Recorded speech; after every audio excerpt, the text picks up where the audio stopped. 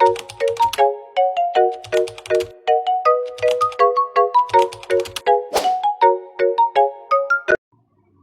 everyone, my name is Shamil Bilango from Bachelor of Physical Education.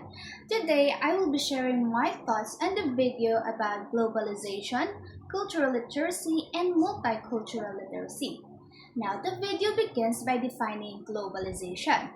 I strongly agree with the explanation that globalization is not only about economics, but also about cultures, ideas, and how people are interconnected. Now, when we say interconnected, we mean that what happens in one part of the world can affect the other parts. And this is very visible in our daily lives. For example, the social media apps we use, the clothes we wear, or even the fast food we eat often comes from foreign influences. Now, the video also talks about the effects of globalization. I think the effects of globalization are really evident in our daily lives. Nakikita natin kung paano nagkakaroon ng reliance ang mga bansa sa isa't isa economically, politically, and even during disasters, which shows how connected the world has become. At the same time, the flow of people through migration and tourism brings both opportunities and challenges, like the experiences of millions of OFWs. Global culture also spreads quickly. For example, K-pop, Western media, and foreign trends influence how we dress, speak, and even think.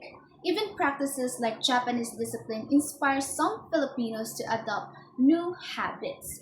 Now, all of this shows that globalization can enrich our lives, pero it also reminds us to value and protect our own culture and identity. Now, Cantor's point about foreign capital dependence is very true in real life. Makikita natin ito sa developing countries where multinational companies dominate industries. A small group of elites manage these investments and enjoy high pay, but most locals end up with low-paying jobs. On top of that, the profits don't always stay in the country. They are sent back to the investors abroad. This really shows how globalization, while it opens doors, it can also widen the gap between the rich and the poor if not managed properly. Another key point in the video is cultural literacy.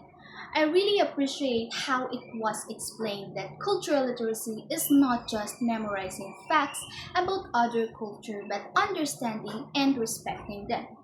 For instance, knowing that a certain community has food restriction is one thing, pero respecting those restrictions in daily life is the true test of cultural literacy. Now, I think this is very important in the Philippines, where we have diverse groups living together. Cultural literacy helps us avoid stereotypes and encourage empathy. Now, we actually did this kind of activity in our class where some of my classmates shared about their religion while others shared about food that they don't eat or katong mga bawal sa ilaan. Now, in that way, we learned not just facts but also why these things are important to each person. And it helps us respect and understand each other more. It's not only about the knowledge, it's about the respect and mindfulness. The video also mentioned the challenges for cultural literacy in the Philippines. And I think it's really encouraging that the Philippines has institutions like the NCCA working to preserve and promote our culture. Now, through programs like the Philippine Cultural Education Program, Filipinos are not just learning about traditions and art. They are being empowered to actively participate in and celebrate their own heritage. And I think the questions that mentioned on the video really highlight how complex cultural literacy is in the Philippines. Since we are a multilingual and multicultural country, it's not always easy to decide what knowledge count as cultural literacy or whose culture we should focus on. Nakikita rin natin na cultural literacy can sometimes be misused to show dominance rather than understanding. Now, for me, this question shows that developing the cultural literacy requires careful thoughts, respect, and ongoing reflection. As I have said, it's not just about memorizing facts, but about learning how to engage meaningfully with many different cultures. I really like how the video explains multicultural literacy as more than just knowing facts about other culture. It's about communicating respectfully and celebrating differences. We can see na being multiculturally literate requires selflessness, willingness to compromise, and acceptance na hindi natin palaging makuha lahat ng gusto natin. And I think this is very important in real life, especially when working for interacting with people from different backgrounds. By being open-minded and appreciating good ideas from others, kahit na iba ang culture nila, we can build stronger relationships, avoid conflicts, and achieve common goals.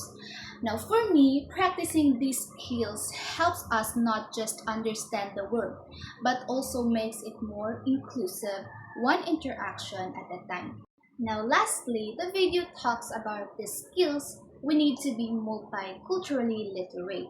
This includes respect, empathy, open mindedness, and the ability to communicate well with people from diverse or different backgrounds. I believe these skills are not only important in school but also in real life. Even in simple daily interactions like respecting another person's beliefs or traditions, these skills make a big difference.